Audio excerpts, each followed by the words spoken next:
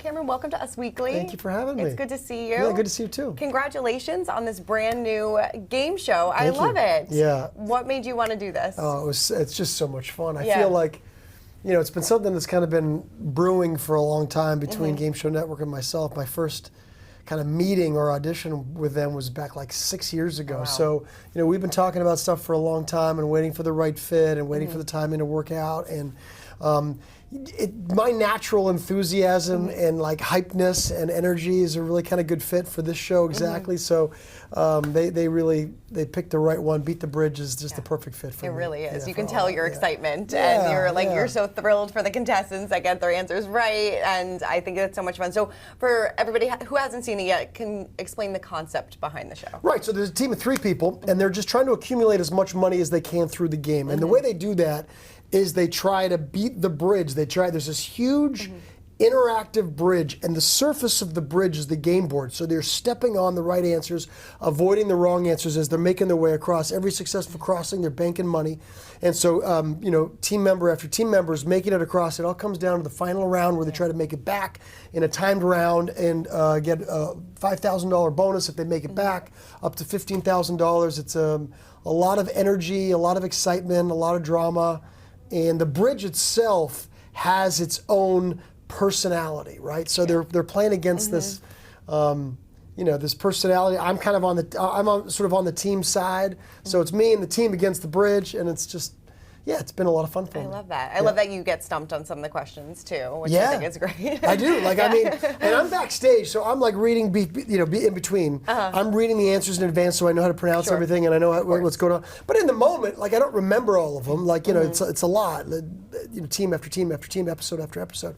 And so sometimes I'm surprised too out there, and I think I know everything, and sometimes I don't. And it's a fun trivia-based show too, because even if it's a category that you're not familiar with, you can still use your logical and deductive reasoning to make your way across the board. We've had many people make it all the way across the bridge when they don't even know the category at all. They don't even know the answers, but they're just kind of like using their logic and their reasoning, and you get like, you know, you get 3 strikes and you're out, so you get a couple wrong answers, and so it's fair for everybody. It is fair for everybody. I didn't think that the girl that got the New Jersey category was going to make it all the way across. Yeah, exactly, but she did. exactly, So using your logic. That's yes, right, definitely. that's right. And it's fun for people at home too, because you might be watching at home and you'd be like, oh, I don't know anything about Summer Olympic categories or whatever it is, and then you just kind of, you know, you're still in it. Yeah. You're not out of it just because you're, you know, like, whereas if you're watching some other game shows, if you don't know the category, you're like, no idea. No idea. Yeah, but no. you know, it's multiple choice, deductive reasoning, and there's, you know, it gets a little trickier as the show goes on, but that's just natural. Yeah, definitely. What were some of your favorite game shows, either growing up, now that you kind of tune into? Yeah, I think the one that really stands out for me would have to be Family Feud. Because it's been around for so long and so many different iconic hosts, and something that I watched with my family, you know, like, I just have memories as a maybe teenager, you know, watching that show with my family and in our family room, and now even, you know, Steve is so good at what he does, and so even still it holds up.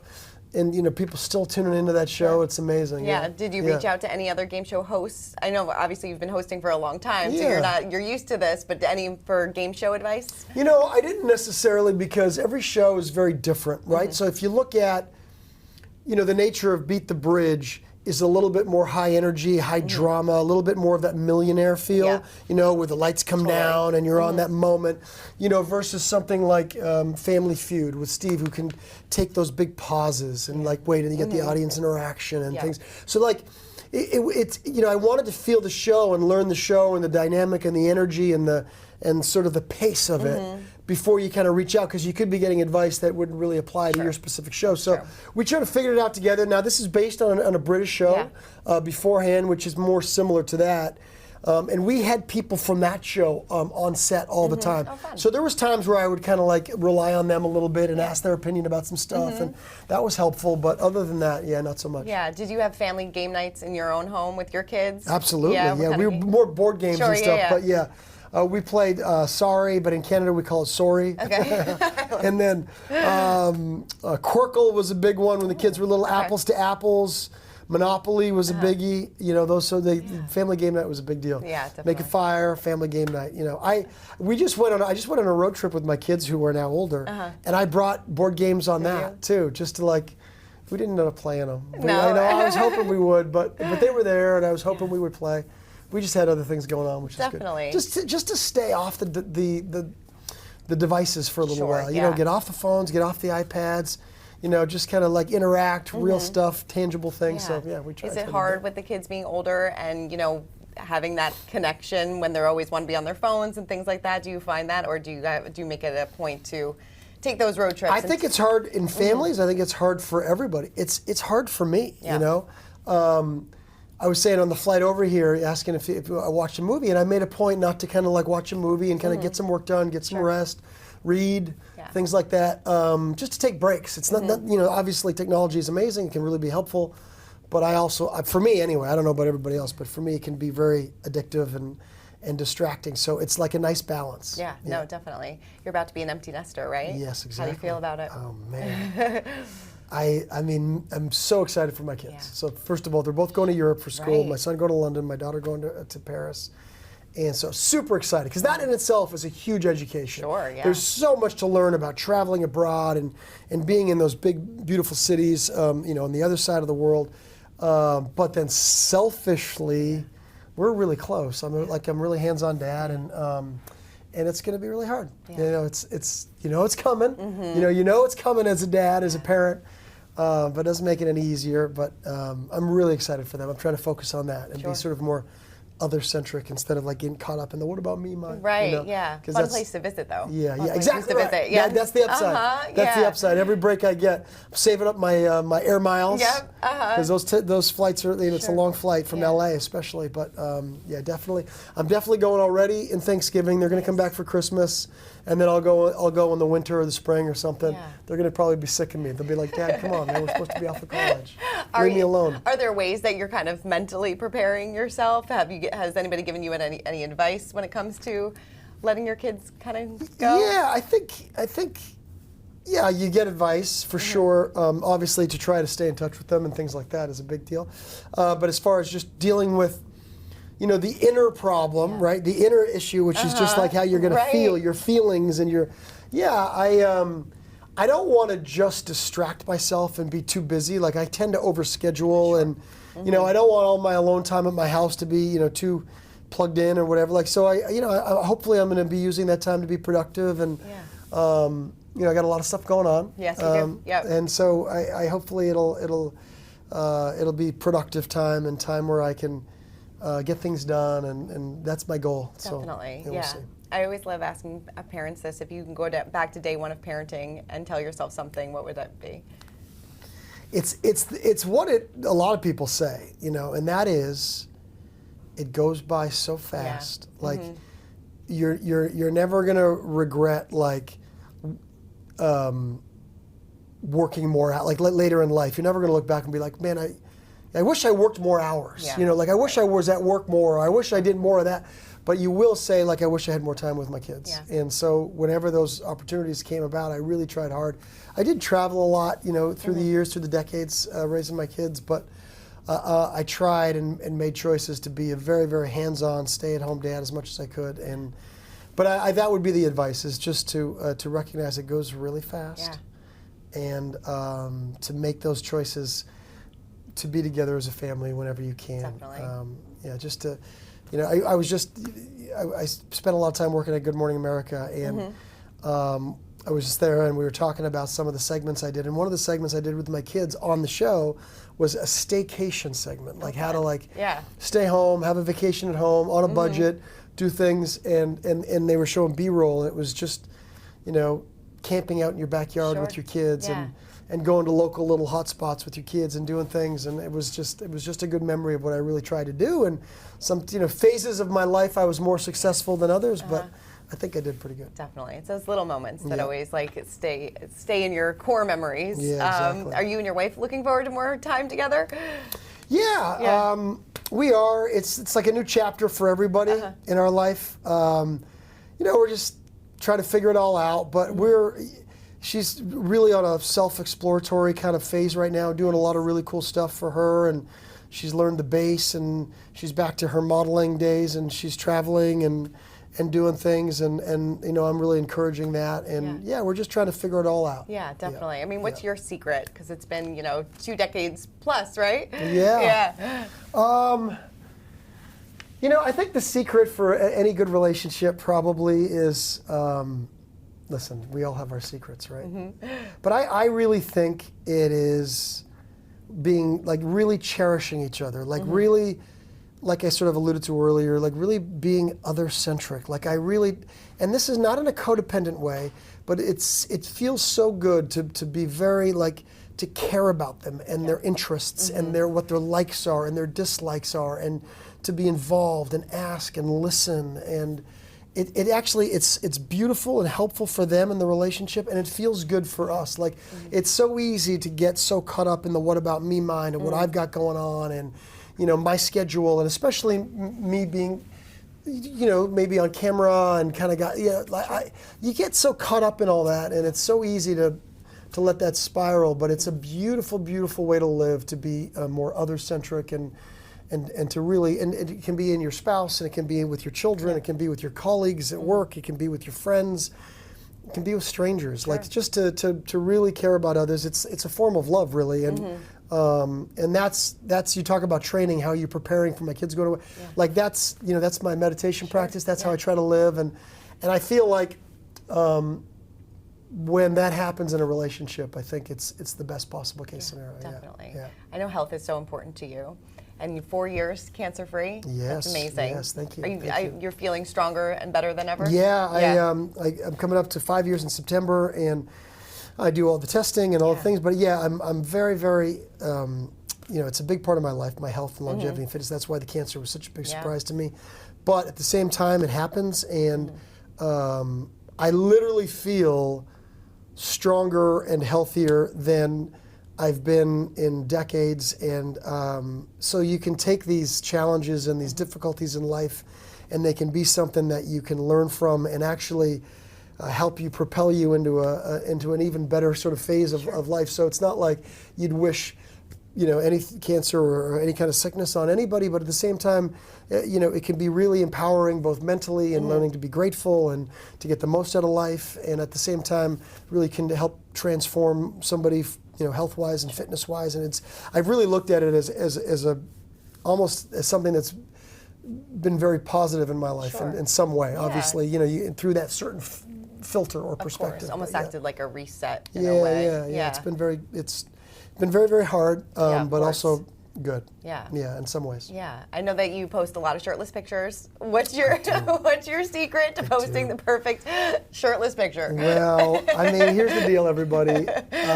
If you haven't seen my Instagram, it's part of my health and fitness journey. It is. But it's also part of my brand as far as being I work on General Hospital, and that, I'm half naked on that show a lot too, and it's been the case for decades. So I'm trying to keep it going. Yeah. I'm not as young as I used to be. But yeah, I think so. The secret to posting the shirtless picture is being in decent shape or whatever, I guess, and you don't have to be, by the way. But so lifting weights is such an important thing. Resistance training, so much emphasis on cardio and losing weight and dieting, and that can be very helpful. But what happens is that a lot of the weight that people lose is muscle. And that muscle fat ratio is so important. As we age, as we get going, muscle, lean muscle mass, is so unbelievably important for longevity. People don't realize that. So I really eat I'm big on eat good real food, single ingredient food, lift weights. And that helps you stay lean, by the way. The more muscle you have, the leaner you tend to be. So anyway, those are some of my workout secrets. But as far as the selfie, it's all about the lighting. Yes. You know what I mean? You got to find that right lighting. And except for the bodybuilders and the fitness performers out there, you got to have good lighting. And that doesn't always happen when you're on TV shirtless. Sometimes I see some shirtless angles and the lighting, and they do their best, believe me. But sometimes I'm like, that's not. as a 54-year-old guy, lighting would be nice. So Yes. yeah, good lighting, lift weights, eat clean, and be happy, and don't take yourself too seriously. That's another one. Like, definitely, even though I'm posting all that stuff, sorry, I definitely don't take myself too seriously. It's a journey. As a 54-year-old guy, I'm proud of like where I am fitness-wise, but at the same time, it's just it's just a body. Yeah. You know what I mean? Like we all, what happens inside, I work way harder on my inner growth and my inner development than I do on my outer development, like through meditation and trying to be like a good, kind, loving, compassionate person. That's way more important out there. So if you got that going, that you can't put that in a selfie though. You know what I mean? No, it's like true. that's like you can't take a selfie of that. So that's hard. And then if you write about it, everybody's like, that's boring. Right. So I'd rather just be a good example and just try to like act that way, and then yes, post the selfie. Definitely. Shirtless. Definitely. Like you said before, you are super busy. So much going on. Congratulations. I know you are have you filmed the Christmas movie yet? No, I got one coming up with Candace Cameron Bure for Great American. Okay. That's coming up in August. We're filming that last 2 weeks of August, first week of September. Nice. It's a really fun script. I can say the name because it's been announced. Right. It's called Wedding Bells and Jingle Bells, or Jingle Bells and Wedding Bells. Can't remember the order. It is Wedding Bells first. Jingle Bells, Wedding Bells. Jingle Bells, Wedding Bells. I got it wrong. But I'm really excited. I haven't started yet, so I'm allowed. Yes. But really, really fun script. I love the dynamic. It's going to be a fun character. Candace and I have been talking about working together for a very long time. Right.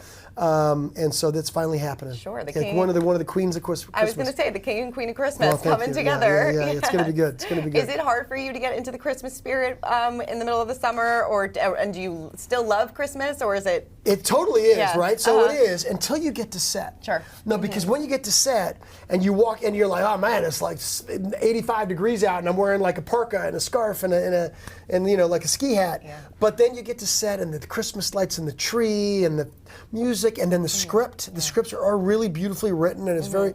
And then when you're in there and you're acting opposite somebody, it's like you're there, like you're in it, and then it's very easy. Sure. And then you walk out and you're like, oh, I'm boiling hot, and I'm wearing like a tank top underneath my parka. You know what I mean? So then reality sets in.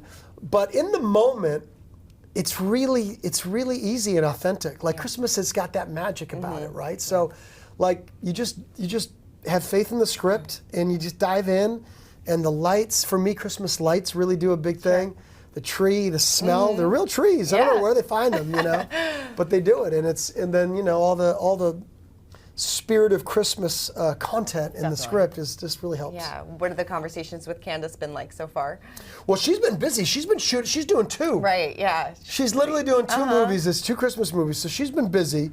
I know she's working on the script. She's producing and involved in the script. So the conversations have been really about how excited we are. All like 2 kids on Christmas morning, kind of sort of pardon the the crossover. But we're really excited about it. Like it's all sort of giddy texts back and forth, and scheduling questions and things like that. My dad is getting remarried during the filming of it. Wow. So most of our conversations are about like how am I possibly going to make this wedding in the middle of like it's a weekday wedding. So we're figuring that out, and she's so kind and she's aware of that, and it's such a pain. Like you don't want your co-star to be like these movies we shoot in 3 weeks, and for them to even be considering it, it's so nice. But I got to be there. Yeah, you got to be there. So it's one of those things that they're working out, and I'm super grateful. Definitely. Was it hard for you to make the decision to jump from Hallmark to Great American Family? Yeah, It was really, I mean, Hallmark is where I started, and everybody at Great American I knew from Hallmark. They were all, most of them were over at Hallmark, and I love working there, and like leaving my Murder, She Bakes series with Ali Sweeney and everybody else. Like, that's hard. Yeah. Those are my friends, and I love doing those movies, and they're still going. Everybody, they look amazing. But from another perspective, the people that are at Great American are the people that I started with at Hallmark. So it's like coming home, with Great American Family, and so that, in a sense, it's not hard at all because it's very easy. But I think a lot of the viewers are now watching both. Some of the viewers watch one or the other. Sure. And so for them it's hard, and and I get that, and I know it's never easy for stuff like that, but I still got a lot of stuff airing on Hallmark, and I'm shooting a lot of stuff on Great American Family, and it's it's really good people, and we're doing good stuff, and it's, you know, it's hard leaving any show, any course, channel, you know, yeah. and I've done that through my career, but at the same time, I'm lucky that I stay in touch with people. I stay in touch with everybody at Hallmark, and like I say, they're very near and dear to my heart. And then Great American Family is where I'm at now, and we're doing cool stuff, and super excited, and I've you know, I've got to deal with them. So I got 3 years at Great American Family, and that to me is such a gift. It's just an amazing opportunity, and they've got this great interactive experience at Great American. I can't remember the name of it, but it's like, you know, for like almost a fan zone to come and experience Christmas, that's so 360 degrees of Christmas. So I got to learn more about that, and I'm going to dive in and visit. So that's happening there too, and all sorts of good things. That's great. Yeah. Any chance that you'd go back and work with Allie on the series? Is that door completely closed? I mean, like I never say never. Like I never want to. Yeah, that would be, you know, when fans ask, I never say never, of course, and you know, I don't really know where things will take me, but at the same time, yeah, of course, there's always a chance for sure. I love her. We stay in touch, and but right now, you know, I'm definitely all in Great American Family. Yeah. And then finally, if you could pick any of your soap opera co-stars to be in a Christmas movie with, who would it be and why? Oh man, that's a good one. Well, I'm going to start with Rebecca Budig from All My Children. She was on General Hospital too for a minute, just because we've had such a long history together. I'm going to go to Laura Wright on General Hospital now. Drew and Carly were a couple for about a year or so, and I think she would be really fun to get in there. God, you know who else I'd love to get in there is Maurice Bernard from, you know what I mean? Like, I don't know how or why. Like, he's such a sort of like a Grinchy kind of character. Yeah. Like, he's such, you know, the mob boss on General Hospital. So that would be really fun to figure that out. Definitely. I would love to do that. Yeah, I think Cynthia Watros, who plays Nina, and Drew and Nina are kind of, I don't know if I can say we're a thing. Yeah. But stuff's happening. Sure, stuff's you know what I mean? happening, There's a triangle there. We're romantically involved. I'll say that. She'd be really fun too, and oh man, Katie who plays Willow would be fun. There's so many now that my mind's kind of reeling. Right, the list goes on. Yeah. Because Kelly Monaco would be fun too. We both Dancing with the Stars alum, and we could do like a dance themed one or something. I don't know, so many. There's so many. Well, Cameron, thank you so much for stopping by. You're awesome. Yeah, thanks for having me. So are you. Congratulations with all your success. I appreciate you. Thank you. Yeah.